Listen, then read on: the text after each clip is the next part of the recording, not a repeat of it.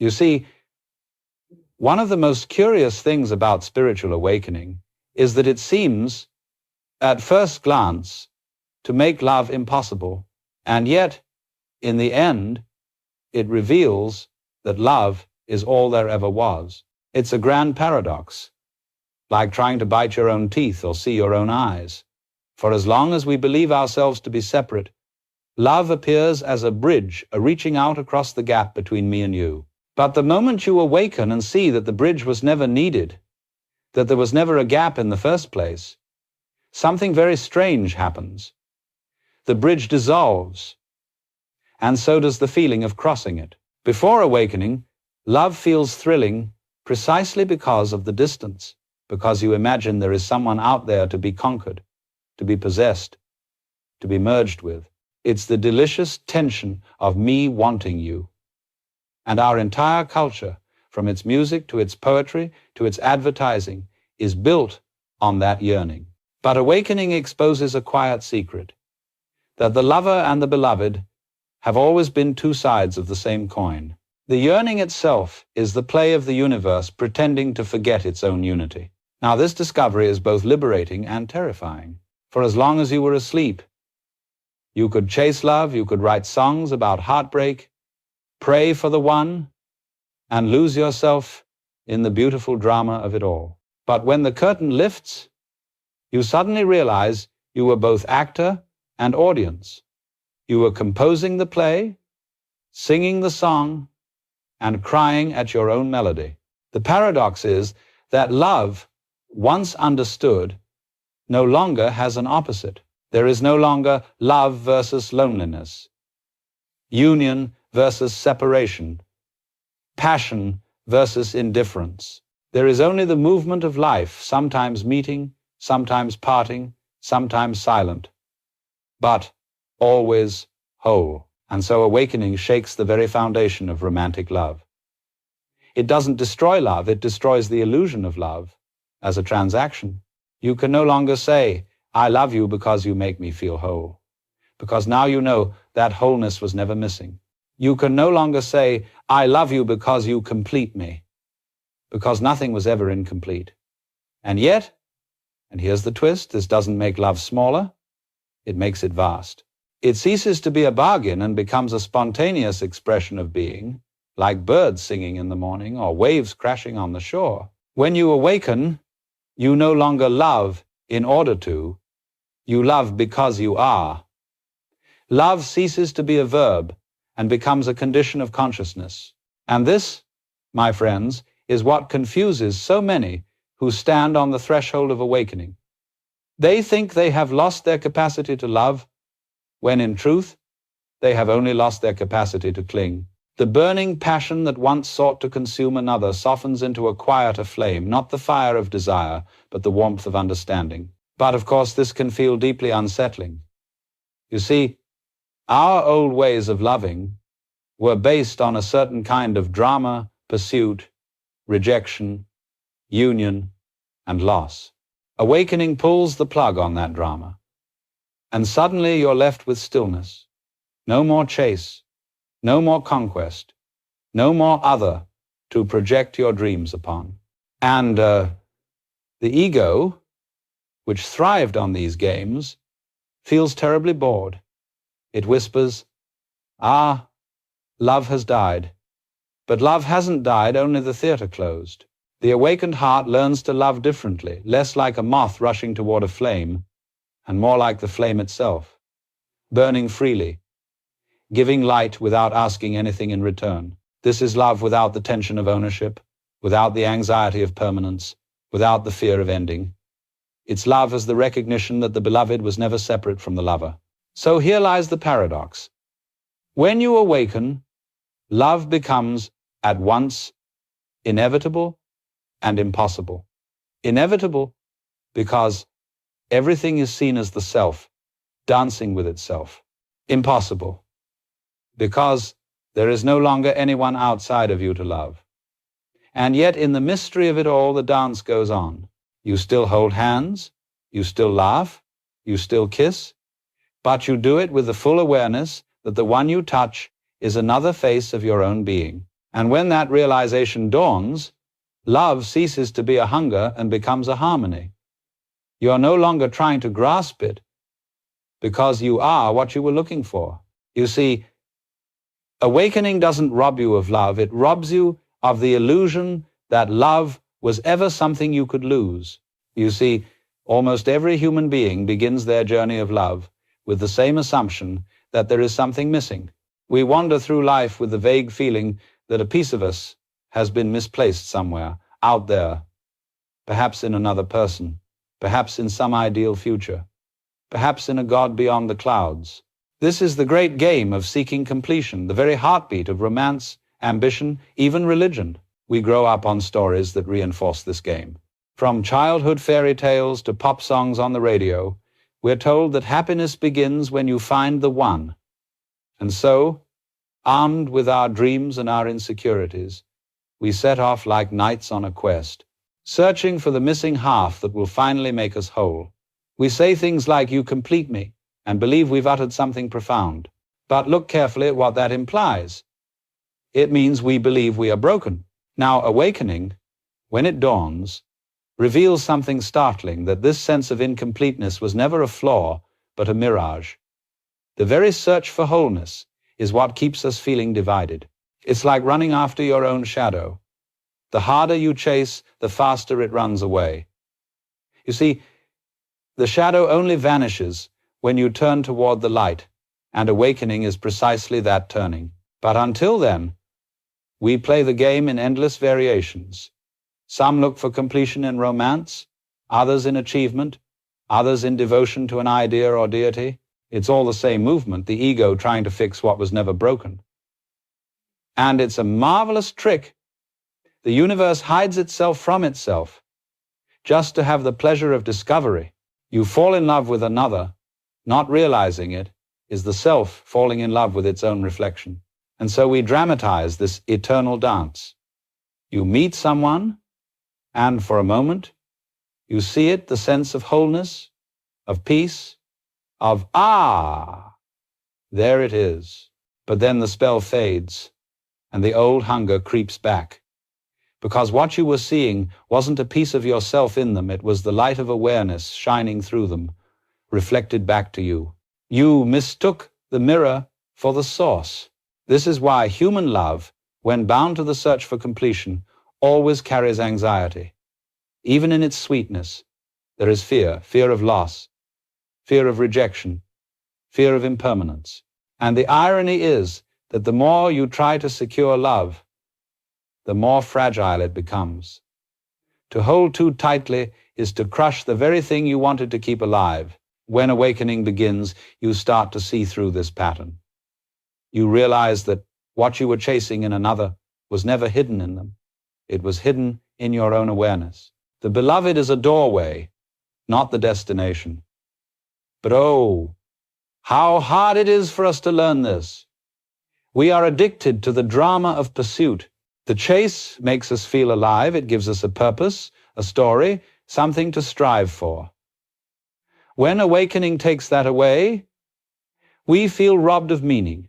We confuse peace with emptiness, silence with loneliness. But the truth is, you were never divided to begin with. The sense of lack was a creative tension, a divine play that allowed consciousness to experience itself as longing. For without the illusion of separation, love could not exist as an experience. Just as a painting needs contrast between light and dark, love needs the appearance of you and me for its colors to shine. The trick, then, is not to destroy the game, but to recognize it as a game, to play without being trapped, to love without pretending that love will finally fix you. And this, dear friends, is the subtle art of awakening. In relationship, to see the dance, to laugh at the chase, and still to move gracefully with it. For the one who knows they are whole can finally play at being two. They can enter the drama with joy instead of desperation. They can say, "I love you," not as a confession of need, but as a celebration of abundance. They are no longer seeking completion. They are sharing overflow. This is the end of the great search when love ceases to be a remedy for brokenness and becomes the expression of wholeness itself. Now, once you have begun to awaken from the great game of seeking completion, you encounter something even more unsettling, the discovery that so much of what you once called love was really a dance of masks. You see, in the theater of human relationship, we all wear disguises. We call them personalities, identities, or simply who I am. But they are not who we are. They are who we pretend to be in order to play the part that others will applaud. And there's nothing wrong with that, mind you. Masks have their place. In ancient Greek drama, the word persona literally meant the mask through which the actor's voice sounded. Without the mask, there would be no play at all. Civilization depends upon this. Your job, your manners, even your language are forms of costume. But the trouble begins when you forget that it's a performance. In love, the mask game becomes most exquisite. We don't fall in love with the person, we fall in love with the performance. You meet someone and you present your best self.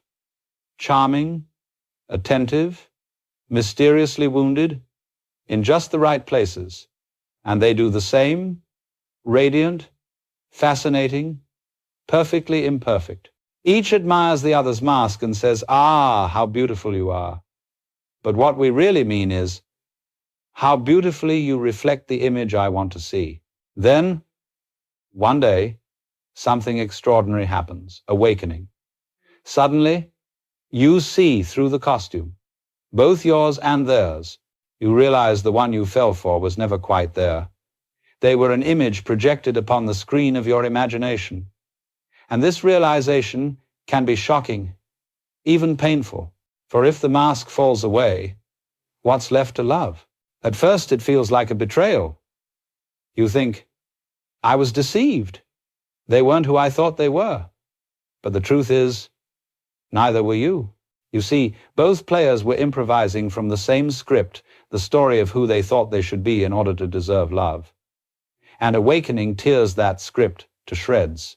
This is why so many people on the path of awakening experience confusion or distance in their relationships. It's not that love has died. It's that the stage lights have come on.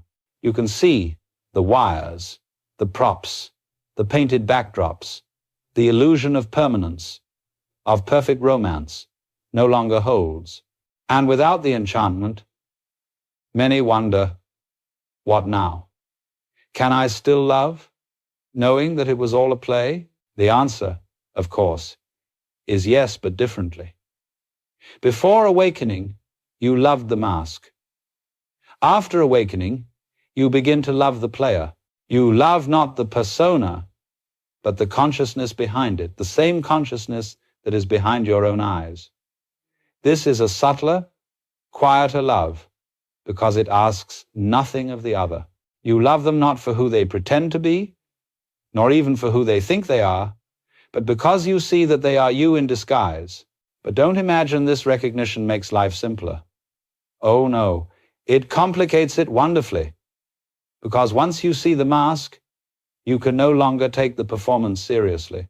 You can't play the jealous lover, or the victim, or the savior, without hearing the faint echo of cosmic laughter behind it all. You know it's a game, but you're still in it. And that creates the delicious tension of being both actor and audience. So what happens then? You learn to wear your masks lightly. You flirt with them instead of clinging to them.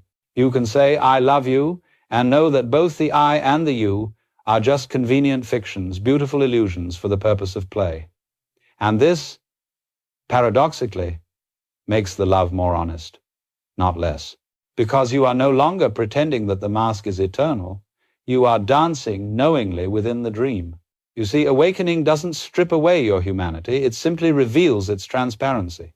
You can still laugh, cry, make mistakes, fall in love, and even suffer, but you do it consciously. As a musician plays a sorrowful melody.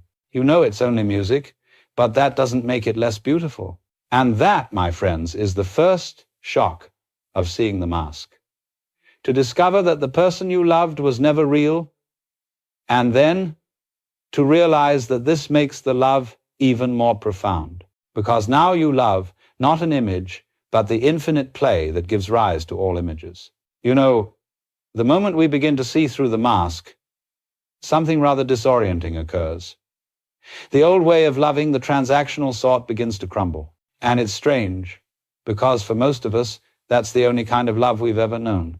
We've been taught, often unconsciously, that love is a kind of trade. I give you my affection, you give me attention. I give you my devotion, you give me security. I make you feel special, you promise not to leave. It's a polite exchange of emotional currency. We even speak of relationships in economic terms: investment, commitment, returns. It's the market of the heart. And while there's nothing inherently wrong with this, after all, every society runs on agreements. Awakening quietly pulls the rug from under the whole thing. Because once you've seen that you and the other are not truly separate, you begin to realize that all these transactions are a bit absurd. Who are you really paying? And with what? It's like moving money from one pocket to another and congratulating yourself for a successful trade.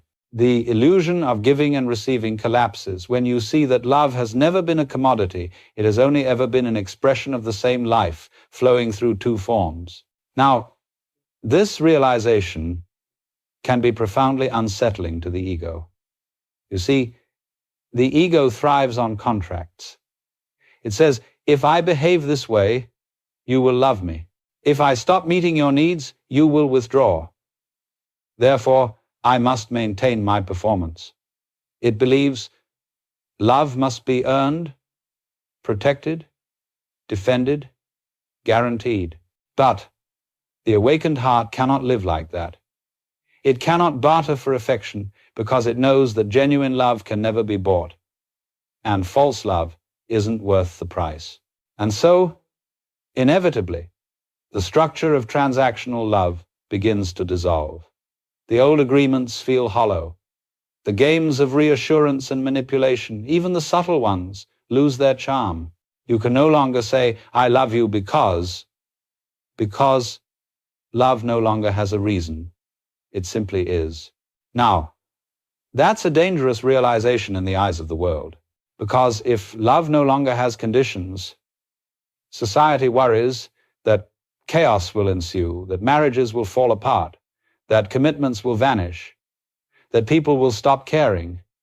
But this is a misunderstanding. When you remove transaction from love, you don't get apathy, you get freedom. You love not because you must, but because you can. Freedom is not irresponsibility. On the contrary, it's the deepest form of responsibility, the ability to respond authentically to what is, rather than react to what's expected. When love is no longer an obligation, every gesture becomes sacred, because it's done from choice, not duty. But to reach this freedom, you must pass through loss. You will lose the comforting boundaries of mine and yours. You will lose the certainty that love will last forever in its current form. And the ego trembles at this because it loves guarantees. Yet the awakened heart whispers, nothing real can be lost. When you see that, you begin to understand that love is not something two people do to each other. It's something that happens through them. It's not a deal, but a movement, the same movement that makes the stars turn and the tides rise. So what then becomes of relationships in this new light? They continue, but differently. They cease to be contracts and become collaborations.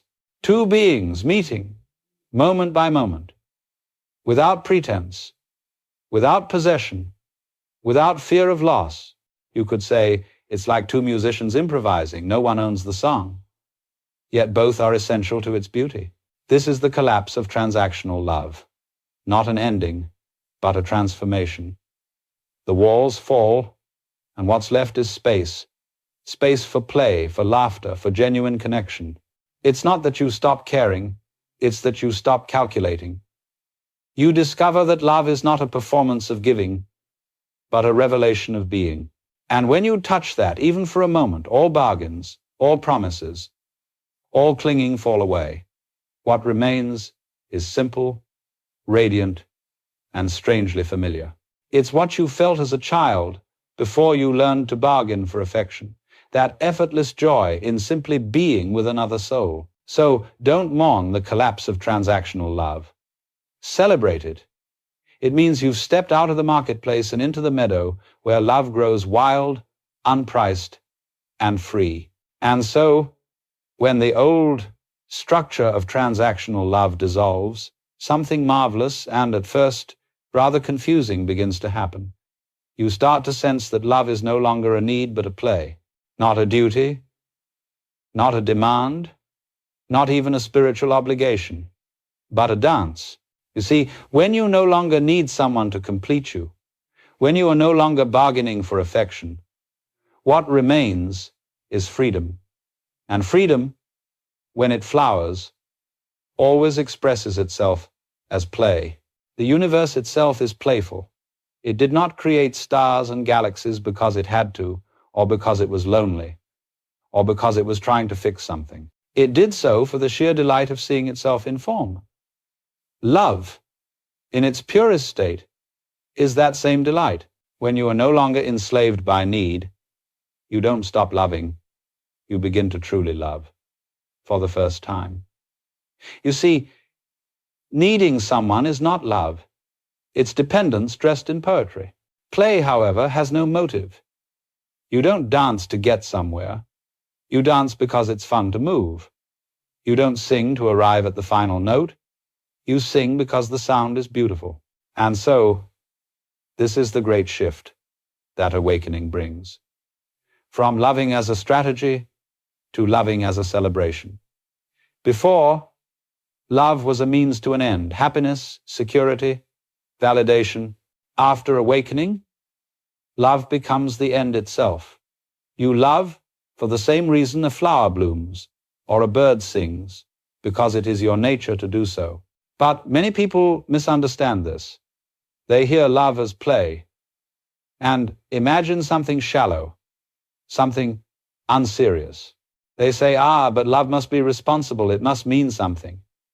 Yet play, in its truest form, is the most profound seriousness there is. Children know this instinctively. When they play, they give themselves entirely to the game. They laugh, they cry, they fight, they make peace, all within a single afternoon, and when the game ends, they bow to each other and walk away without regret. That is divine play. So, imagine approaching love in the same spirit, to meet another being, not as a possession or a project, but as a fellow dancer in the cosmic ballet. To hold them, not as something to keep, but as something to share a rhythm with, for however long the music lasts. When the song changes, you don't cling to the last note. You move with the new melody. This is what I mean by the shift from need to play. It's a reorientation of the heart. The desperate clutching softens into an open hand. The question, how long will this last, transforms into, how deeply can I be present while it does? And in that moment, time disappears.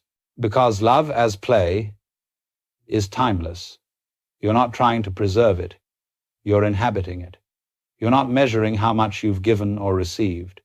You're marveling that the dance exists at all. It's the difference between swimming and trying to bottle the ocean. Of course, the ego doesn't like this. It finds play terrifying, because play cannot be controlled. You cannot secure it with vows or conditions. You cannot prove its worth or insure it against change. But that is precisely its beauty. Play is spontaneous. It renews itself every instant. And love that is alive must always remain a little wild, unpredictable, surprising, free. The paradox, again, is that this freedom does not make love weaker, it makes it indestructible. You can lose the form, but not the spirit. The dance partner may leave, but the music remains. Because now you have discovered that love was never between two individuals, it was the field that allowed them to meet. So the awakened lover becomes like a musician who plays with full devotion but never forgets that it is only music. They give themselves completely to each note, knowing it will vanish the moment it's born. And that knowledge doesn't bring sadness, it brings tenderness, gratitude, wonder. When love becomes play, you finally understand what it means to be in love. Not to have love, not to find love, but to be it. You are not a lover reaching for a beloved. You are the movement of love itself, expressing through two faces, two hands, two hearts. And that, you see, is the great freedom awakening offers. You no longer seek permanence, you discover presence. You no longer chase meaning. You realize that the meaning is the very act of loving itself. The dance is enough. Now, it's all well and good to talk about love as play, as freedom, as the joyous movement of being. But let us be honest, beneath all that poetry, there still trembles a very human fear, the fear of loss. Even when you've awakened, even when you have glimpsed the great unity of all things, some quiet part of you still clings to the warmth of a particular hand, the sound of a particular laugh, the familiarity of a particular presence. And when you imagine that this, too, might pass, as everything must, the heart quivers. You see, awakening doesn't remove your humanity. It simply illuminates its texture. And one of the richest threads in that fabric is love's fragility. From the very beginning, every act of love has carried within it the seed of parting. You can deny it, ignore it, or try to hide it under vows and promises. But deep down, you know everything that begins will end. Every meeting carries its goodbye folded secretly inside. And that realization, if you face it honestly, can feel unbearable. But here's the curious thing. That same fear of loss is also the very doorway to understanding love's true nature. For love, in its essence, is not about holding on. It's about allowing. It's about trusting the flow of life so completely that you can let everything come and go without resistance, people, experiences, emotions, even identities. You see, when you say to someone, "I love you," what you really mean is, "I am willing for you to exist as you are." And implicit in that willingness is the acceptance that you might change, you might go, you might die. Real love carries death in its arms and smiles. The fear of losing the other is born from the illusion that the other is truly separate from you. But awakening dissolves that illusion. You begin to see that what you love in another is not their form, not their face, their name, or their story, but the life shining through them, the same life shining through you. When they leave, the form changes, but the life remains. The wave falls, but the ocean does not disappear. Imagine the ocean fearing the loss of a wave. "Oh no," it cries, "this one is my favorite. So tall, so graceful. I cannot bear to see it crash." But the ocean is the wave. It was never separate. Its grief is real, but its loss is illusion. And so it is with us. When we awaken, we learn that to love truly is to let go completely, to hold another lightly, as one holds a bird in an open palm, not to trap it, but to feel its warmth before it flies away. This doesn't make love colder. It makes it infinitely more tender, because you cherish what is here now without the burden of forever. But the ego resists this. It says, "If I do not cling, I might lose them. If I do not secure love, I might be alone." And so we build cages, relationships built on control, rituals of reassurance, demands disguised as devotion. Yet every cage, no matter how beautifully crafted, suffocates the very thing it tries to protect. Love, like a flame, needs air. If you cup your hands too tightly around it, it dies. If you open your palms, it rises, dances, and warms everything around it. The art of awakened love is learning how to breathe with another, not to possess them. And when, inevitably, the time comes to part, for all lovers must part, whether by distance, change, or death, you may weep, yes, but your tears will be clean. They will not be the tears of despair, but of gratitude, for you will know that nothing real has been lost. The form dissolves, but the love remains, moving into new expressions, new faces, new songs. That is why the awakened do not fear loss, though they still feel it deeply. They understand that the loss of one form is merely the shifting of the tide. The ocean takes what it gives, and gives what it takes. To resist that rhythm is to suffer. To dance with it is to awaken fully. So if you love someone and the fear of losing them arises, don't scold it. Smile at it. That fear is love's shadow. It shows you how much you care. Let it remind you not to waste a single moment pretending that life is permanent. Hold them. Look into their eyes and know this too will pass. And that's why it's beautiful. Because when love no longer needs to last forever, it can finally be real. After the fear of losing love has ripened and dissolved into understanding, there comes a quieter stage, a space of stillness that few recognize for what it truly is. It is the sacred solitude between loves. This is not the loneliness of abandonment, nor the ache of rejection. It is something subtler, the silence that follows the music, the still water after the wave has passed. Most people rush to fill it. They scramble for another song, another companion, another distraction, because they have been taught to fear the absence of motion. But in truth, this solitude is holy ground. You see, when a love story ends, whether through parting, change, or simple completion, something in you is invited to rest, to stop searching, stop performing, stop reaching for mirrors to confirm your reflection. For the first time, you are asked to stand alone, naked before yourself, without the comfort of another's gaze to define you.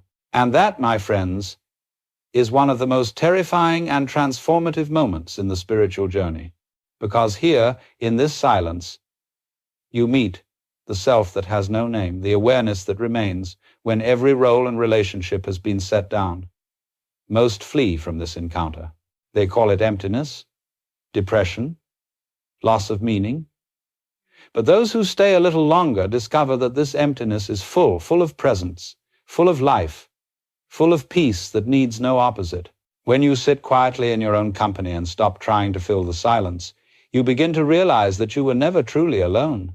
The very stillness around you begins to hum with the same life that moved through your loves, your joys, and your heartbreaks.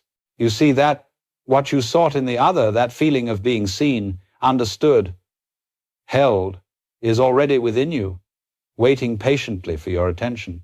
In solitude, the illusion of dependence gently dissolves. You learn to taste your own essence, not as pride or isolation, but as completeness. You begin to enjoy your own presence the way one enjoys a sunset or a gentle rain, not because it performs for you, but simply because it is. And this discovery changes everything. You stop seeking love as a rescue from loneliness. You stop turning others into bandages for your fear. You realize that the capacity to be alone is the foundation of the capacity to love, because only one who is at home in themselves can meet another without clinging, without demand, without fear. Think of a tree. It grows in solitude, silent, still, rooted in the earth. Its strength does not come from leaning on another tree, but from drawing nourishment from the unseen depths below. Only when it stands firm in its own being can it offer shade, fruit, and beauty to others. So it is with you. The sacred solitude between loves is your rooting time, the period when the soul grows inward. It may look like nothing is happening, but everything is. Old attachments decay, new capacities unfold. The heart learns patience, and the mind learns quiet. You begin to listen, really listen, not to words or desires, but to the subtle rhythm of existence itself. And then, one day, love returns. But it arrives differently this time. You no longer grasp for it, you recognize it. You greet it like an old friend, smiling, knowing it will come and go as it pleases. You no longer demand permanence, because you have tasted the permanence of your own being. This is the gift of solitude. It prepares you to love without losing yourself. It purifies love of its noise and turns it into music again. For in the stillness, you learn that you are both the singer and the song, both the lover and the beloved. So if you find yourself alone after love, don't rush to escape it. Don't try to drown it with noise or numb it with novelty. Sit, listen. Let the silence show you what it has been holding all along. It is not emptiness, it is the infinite space from which all love arises and to which all love returns. In that sacred solitude, you will discover something extraordinary. That the love you thought you lost was never outside of you. It was your own awareness all along, vast, patient, waiting for you to come home. When one has passed through solitude and come to rest in the stillness of their own being, there is a subtle temptation, a kind of spiritual arrogance that whispers, I have seen beyond all this. The world of ordinary life no longer interests me. And that, you see, is the final trick of the ego, the illusion of being above what is simple, what is human, what is delightfully mundane. But awakening, real awakening, is not an escape from the ordinary. It is a rediscovery of it. When you awaken, you do not float away into the clouds, you fall gently back into the earth, and you see that the ground beneath your feet has been holy all along. You begin to love again. But now your love has no ideals to chase, no fantasies to maintain. It no longer depends on the other being spiritual or evolved or enlightened. You realize that the divine doesn't need special packaging. It shines just as brightly in laughter, in washing the dishes, in the curve of a stranger's smile on the street. Before awakening, you sought transcendence, something beyond the world. After awakening, you find immanence, the sacred, within the world. You see that the very things you once called distractions were, in fact, the texture of the divine. The way sunlight falls through the kitchen window, the taste of morning coffee, the sound of someone humming in another room, all of it becomes luminous, alive, drenched in mystery. For a while, spiritual seekers imagine that enlightenment will make them somehow different, serene, detached, glowing with otherworldly calm. But the great joke of it all is that awakening makes you more human, not less. You still stub your toe, misplace your keys, get impatient at traffic lights, only now you laugh instead of curse. You weep without shame, you smile without reason, and you see no contradiction in being both cosmic and clumsy. The awakened heart loves the ordinary because it has learned to see that there is no such thing as ordinary. Everything is miracle once you stop dividing the world into sacred and profane. The simplest gestures, a conversation with a friend, feeding a pet, folding laundry, all reveal their quiet majesty. You no longer need fireworks to feel awe. The spark of life in a dust mote will do. This return to the ordinary is not a regression. It is fulfillment. It is the recognition that the extraordinary was never somewhere else. The divine was not hiding in a temple or a scripture or a distant heaven. It was hiding in plain sight, in the hum of your refrigerator, in the rhythm of your own breathing. When love redescends into this everyday world, it becomes softer, humbler, more real. It ceases to demand perfection and learns to delight in imperfection. You look at the people around you, your family, your friends, the shopkeeper, the neighbor with the noisy dog, and you see that each one is a unique pattern of the same light. Their flaws become endearing. their mistakes familiar, their presence a blessing. You find that love no longer needs to be dramatic to be deep. It doesn't need constant affirmation or grand declarations. Sometimes it's just making tea for someone, or listening without trying to fix, or smiling at the rain together. These small things, invisible to ambition, become the true sacraments of life. You see, before awakening, love is a quest for ecstasy. After awakening, love is the appreciation of simplicity. The two are not enemies. They are the same movement at different stages of understanding. Ecstasy reaches up to heaven. Simplicity brings heaven down to earth. So, when you love the ordinary again, you are not returning to sleep, you are returning to the dream consciously, aware that it is a dream, and marveling at its beauty anyway. You can mow the lawn, pay your bills, attend a meeting, hug your child, and all the while feel the pulse of eternity moving quietly through it all. And this, perhaps, is the most profound stage of love, when the distinction between the sacred and the mundane dissolves entirely. When the lover, the beloved, and the act of loving are recognized as one seamless happening, you no longer ask, what is spiritual? Because everything is. The world, once ordinary, has become your temple. Every face is the face of God. Every sound is the universe speaking in disguise. To love the ordinary again is to have come full circle from innocence, through seeking, through solitude, back to wonder. Only this time, it is conscious wonder. You have returned home not as a stranger, but as one who finally remembers where they have always been. Now, having rediscovered the beauty of the ordinary, we come upon another paradox of love, after awakening the delicate dance between boundaries and freedom. Because, you see, even in the awakened state, we still have bodies, personalities, preferences, rhythms of energy. The ocean plays as waves, and each wave must have its own shape, or else the sea would be still. And so we find ourselves faced with a question that has no final answer. How can one be free, yet still belong? How can one merge with another, yet remain oneself? The unawakened mind tries to solve this through control, either by clinging or by withdrawing. It says, if I love, I will lose my freedom. Or if I stay free, I will lose love. So it swings like a pendulum from dependence to detachment, from suffocation to solitude, never realizing that both extremes are the same mistake. But awakening shows us a different way. It reveals that freedom and relationship are not opposites. They are two notes of the same melody. You can have boundaries without walls, and intimacy without entanglement.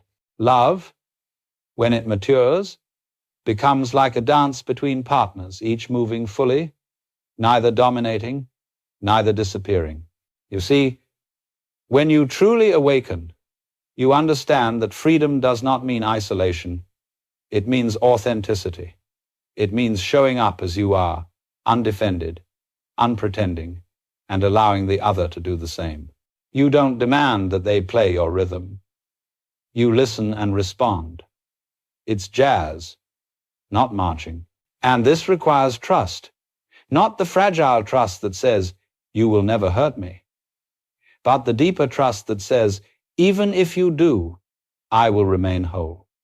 You trust not in the permanence of the person, but in the resilience of love itself. Boundaries, then, are not barriers. They are the graceful lines that make the dance possible. If two dancers tried to occupy the same space, the beauty would collapse. It is precisely because each has form that movement exists.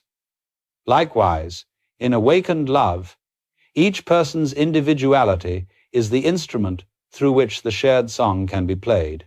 You might say that love needs both space and shape. Too much space, and it drifts into indifference. Too much shape, and it hardens into possession.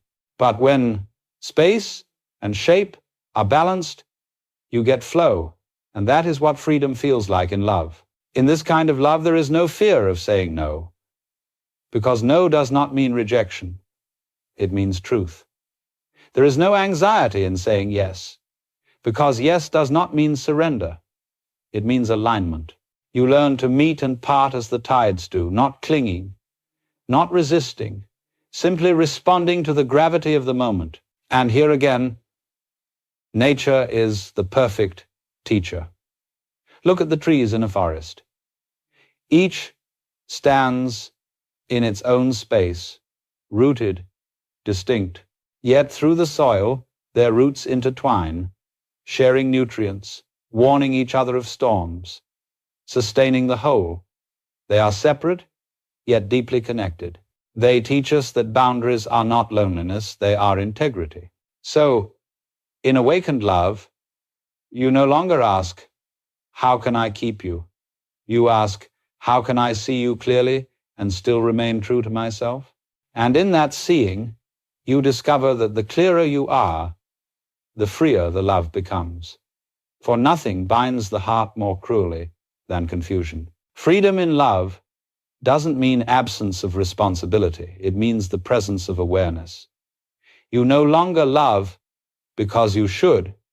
You love because it feels honest, alive, natural, and when honesty replaces obligation, every gesture becomes voluntary, a gift, never a transaction. This is why awakened relationships feel lighter, not because they lack depth, but because they are not burdened by pretense. You can laugh together, argue together, even part ways, and still know that nothing essential has been broken. Because what you share is not a possession, it's a participation. So, the dance of boundaries and freedom is not something to master, it is something to join. You don't learn the steps in advance, you discover them as you move. Sometimes you lead, sometimes you follow, sometimes you both stop and simply listen to the music. And in those pauses, in those still moments where nothing needs to be said or done, you feel it. The quiet hum of unity beneath all separation, the pulse of the same life dancing in two forms. That is the secret of awakened love, not the merging of two into one, but the realization that the two were never truly separate to begin with. You know, when love matures and freedom begins to blossom, there comes another startling revelation, one that both humbles and illuminates the heart. You discover that every person you have ever loved, every face that has ever stirred your soul, has been, in truth, a mirror. This is the great secret that awakening whispers, that the beloved was never out there. They were always a reflection of what you already are. The eyes that captivated you, the voice that comforted you, the very presence that seemed to complete you all, were windows through which you were glimpsing your own essence. Now, at first, this idea can sound rather disappointing. We like to believe in the other, in the magic of meeting someone utterly separate from ourselves. But if you look closely, you'll see that every attraction, every heartbreak, every fascination was a conversation between you and yourself. You loved them, not for who they were, but for what you saw of you shining through them, the qualities, the moods, the energies that called forth something sleeping in your own heart. This is why love feels like recognition. When you fall in love, you don't encounter something foreign, you remember something forgotten. You look into another's eyes and say, it's you. But what you really mean is, it's me. And the same is true of conflict. The things that irritate or wound you in others are often the unacknowledged corners of yourself, the pieces you have not yet made peace with. Life, you see, is a hall of mirrors, each encounter reflecting a different facet of your being. Some mirrors flatter you, others distort you, but all of them, without exception, are showing you yourself. When you awaken, you stop blaming the mirrors for what they reveal. You stop trying to polish them or rearrange them to make your reflection prettier. Instead, you start to smile at them, even the cracked ones, even the ones that make you wince, because you realize that they are all part of the same play, the same exploration of consciousness through form. This realization changes the very way you relate to people. You no longer approach relationships as battles of personalities, nor as tests of compatibility. You begin to see them as opportunities for self-discovery. Every meeting becomes a meditation. You watch how your heart expands, contracts, clings, resists, and in that watching, you learn. If someone praises you, you see how your ego swells. If someone criticizes you, you see how your defenses rise. If someone loves you, you notice how you bask in their light. And if they leave, you notice how you imagine yourself to have dimmed. But the light never belonged to them. It was always yours, reflected back. The mirror principle also explains why love can be so painfully beautiful. When you look into the eyes of another and see the infinite staring back, it overwhelms you. You catch a glimpse of your own vastness, your capacity to feel, to give, to be. But because we still believe in separation, that glimpse feels like loss. We cry not because love ends, but because it reminds us of what we truly are and cannot grasp. In the awakened heart, this recognition becomes liberation rather than tragedy. You begin to thank every person, the ones who stayed, the ones who left, the ones who loved you poorly, the ones who loved you fiercely. Each one played a role in showing you another aspect of yourself. Some revealed your strength, some your wounds, some your tenderness, some your shadow. But all, without exception, were teachers in disguise. And then comes the final twist. Once you see this clearly, you realize that the mirror works both ways. Just as they reflect you, you reflect them.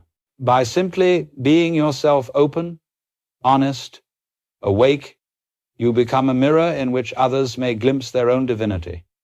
You need not preach, you need not teach. Your presence does the work. This is how awakening spreads, not through conversion or persuasion, but through resonance. A clear mirror invites clarity in others. A quiet heart quiets those around it. A loving gaze reminds others that love is their own nature too. So, the next time you look into the eyes of someone you love or even someone who challenges you, pause and see the miracle.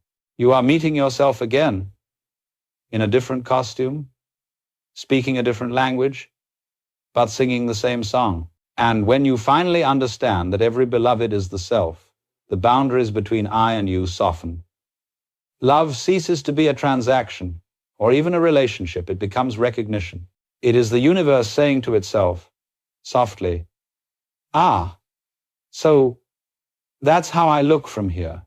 And now, as love begins to reveal itself as the mirror of the self, there arises the final refinement, the alchemy of surrender.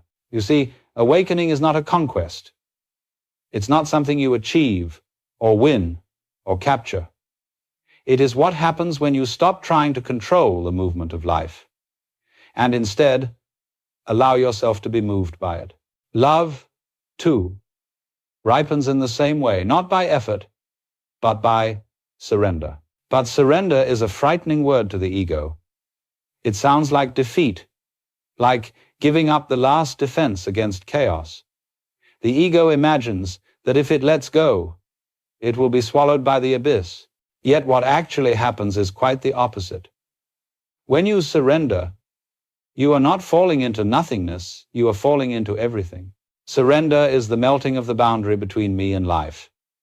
It's the realization that you were never steering the ship, never managing the tides, never separate from the sea. All along, life has been living you, love has been loving you, awareness has been awakening through you. When you stop struggling, the current carries you home. And so, in love, surrender means no longer trying to make the other conform to your script. It means letting them be as they are, even if that means they drift away. It means releasing the fantasy of control and allowing the relationship to follow its natural rhythm, birth, growth, transformation, and sometimes ending. You see, Love cannot truly be experienced until it's freed from possession. As long as you are clutching it, you are holding a shadow. Only when your hands open, trembling perhaps, but open can love reveal its real nature. Fluid, alive, infinite.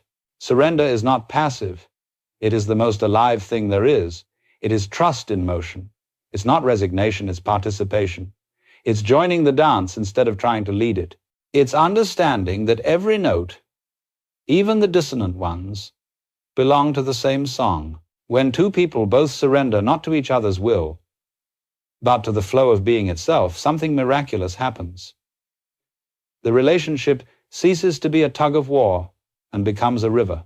You are no longer pulling, you are floating. You move together, not because you've agreed to, but because you're both being carried by the same current. And yes, there will still be moments of fear. The mind will whisper, but what if I get hurt? Of course you will get hurt. The heart was designed to break not as punishment, but as expansion. Each time you surrender, the shell of who you thought you were cracks a little wider, and more light gets in. This is why the mystics speak of the heart as both fragile and indestructible. It breaks, yes, but what it reveals through the breaking is eternal. The pain of surrender is the birth pang of freedom. You let go of what you cannot keep, and in doing so, you discover what you never could lose. Imagine water falling from a mountain into a valley. Each drop must surrender to gravity. It cannot hold itself back. And yet, in that surrender, it joins the stream, the river, the sea. The drop that resists isolation becomes one with the vastness. That is the alchemy of surrender, the transformation of the separate into the sacred. In the same way, when you surrender to love, you stop trying to possess it and realize that you are it.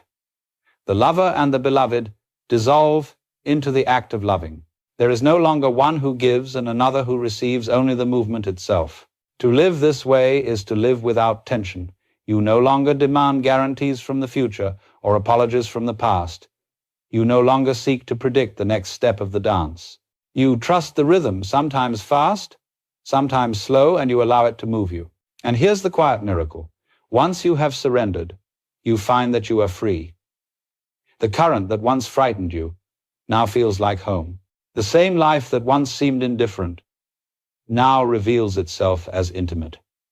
You look around and realize that nothing was ever against you. It was only your resistance that made it seem so. Surrender, then, is the final flowering of love. It is the recognition that control was never love's nature, freedom was. The open heart no longer seeks to manage the moment, it simply receives it, completely, with no remainder. And from that openness comes a peace that passes understanding, a peace that doesn't depend on circumstance, a joy that doesn't demand permanence, a love that has no object because it includes everything. This is the alchemy of surrender, turning the lead of control into the gold of participation, the burden of possession into the beauty of belonging. You are no longer a stranger in the universe. You are the universe, finally willing to be what it already is. When surrender has ripened, when the grasping has fallen away, and you find yourself floating freely in the current of life, something wondrous happens. It is what mystics through the ages have called rebirth. But it is not a dramatic event with trumpets and visions. It is quiet, subtle, almost shy. It is the rediscovery of the child's heart. You see, all along, awakening was not about becoming someone greater or wiser or more holy. It was about returning to what you were before the world taught you who to be. The great cosmic joke is that the end of the spiritual path is the same as its beginning. To look around with wonder, to laugh easily, to love without reason. As children, we loved so naturally. We didn't love because of attributes or accomplishments. We didn't love people for their philosophies or their plans. We loved because life itself was overflowing, because everything was fascinating, a puddle, a cloud, a snail crawling up a wall. We didn't yet divide the world into sacred and trivial. We didn't yet ask what love meant. But then, as we grew, we became clever. We learned names, labels, strategies, goals. We learned that love could be used to get attention, to get safety, to get praise. We learned to disguise it, to control it, to trade it. We learned that innocence was naivete, that trust was dangerous, and so we built walls around the heart and called them wisdom. The awakening, you see, dismantles those walls, one by one, until you find yourself standing again in the open field of childhood, but this time with awareness. This is what I mean by the child's heart restored. It is not regression, it is realization. It is innocence that has passed through experience and come out the other side intact. And this heart has qualities that the world calls foolish curiosity, vulnerability, joy for no reason at all. Yet these are the marks of the truly free. The child's heart knows how to marvel, how to forgive quickly, how to begin again. It doesn't need the world to be different. It delights in what is. When this heart awakens in you, you find that love is no longer something you do. It is the natural fragrance of your being. You smile at strangers without thinking. You notice the way sunlight plays on the floor and feel grateful for no particular reason. You listen to the rain and feel as though it is speaking directly to you. Life becomes intimate again, not because you control it, but because you no longer need to. And you rediscover laughter, not the laughter that mocks, but the laughter that releases. You laugh at the endless seriousness with which humanity chases its tail. You laugh at your own old efforts to be perfect, enlightened, or eternal. Not cynically, but kindly, as one might laugh at a child who took a dream too seriously. This is the freedom of the reborn heart. To take the world lightly, not because you are indifferent, but because you finally see its playfulness. The universe is not a problem to solve. It is a song to sing, a game to play, a dance to join. And the child's heart knows this instinctively. It trusts the dance. It doesn't demand meaning from every step. It runs barefoot into the mystery, not because it understands, but because it loves. Yet this restored innocence is not ignorance. It does not deny pain or pretend that suffering doesn't exist. It simply sees that pain, too, is part of the music, that loss and joy are two verses of the same song. When the child's heart weeps, it weeps fully. When it laughs completely. It holds nothing back and stores no resentment. To live with this heart is to live transparently. You are no longer armored, no longer strategizing. You meet each moment with the freshness of first sight. You see everything, even familiar faces, as if for the first time. And that freshness is love itself. In the end, the wisdom of awakening is not solemn or severe. It is light-hearted. The awakened one is not the stoic sage sitting above the fray, but the joyous fool dancing in the marketplace, utterly ordinary, yet carrying the fragrance of the infinite. So when you have surrendered, when you have seen through the masks and the mirrors, when you have learned to love without needing or clinging, what remains is simplicity. The simple heart that trusts, that plays, that loves because it cannot do otherwise. The child's heart restored, that is the true mark of enlightenment. Not glowing halos or grand revelations, but the quiet wonder of one who can finally say with complete sincerity, "Isn't this all rather lovely?" So then what does all of this mean? In the small hours of your life, in the simple moments between sunrise and supper.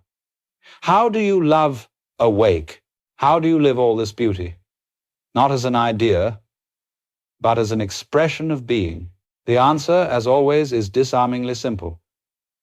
You begin where you are. You see, awakening was never meant to make you extraordinary. It was meant to make you real. It does not pull you out of life, it drops you right back into it.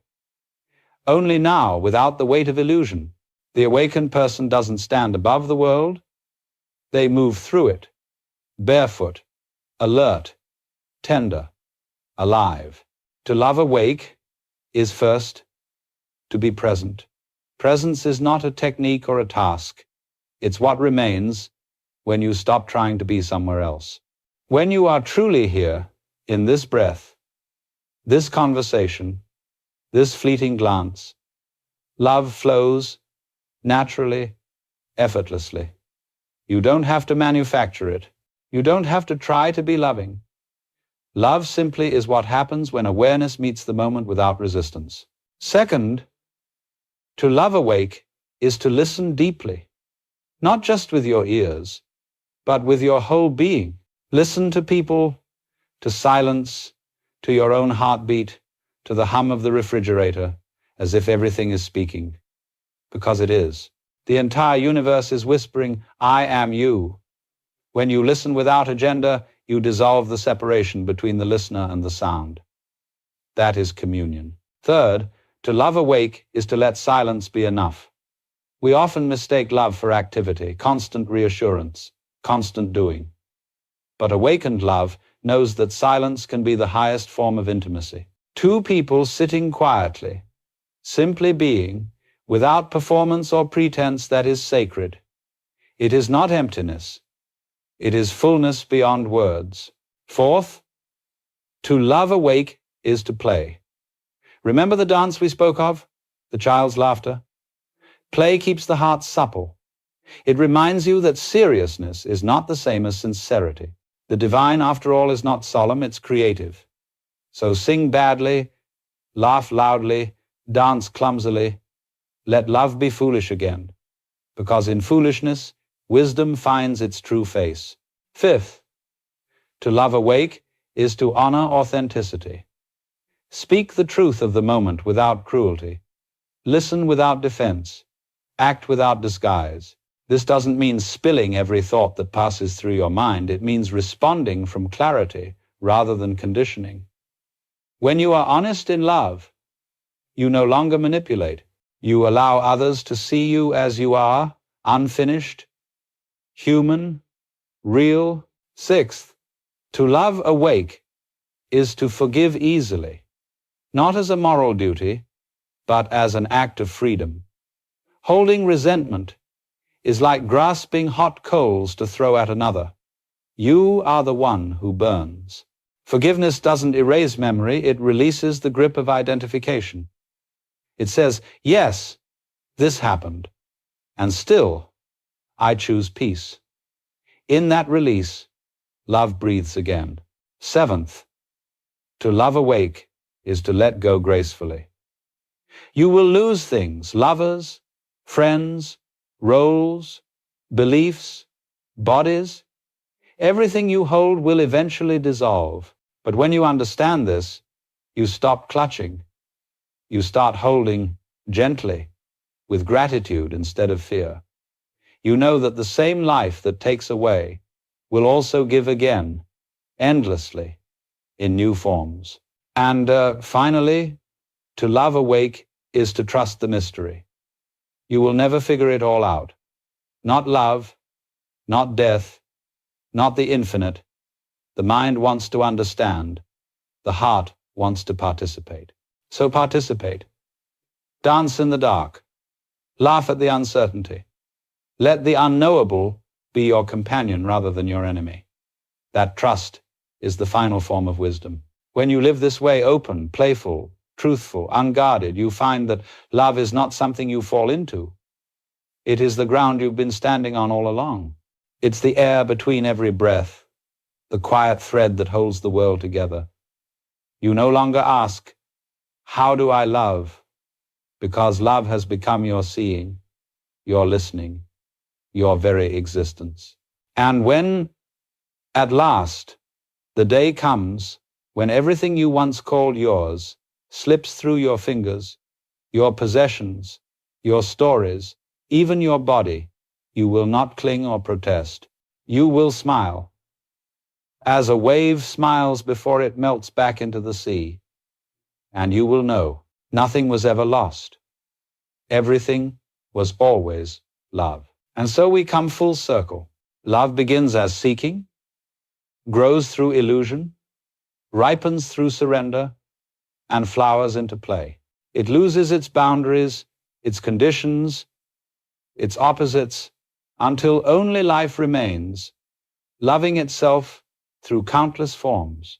To love awake is simply to remember this, to live as if you already are what you've been searching for. And, of course, you are.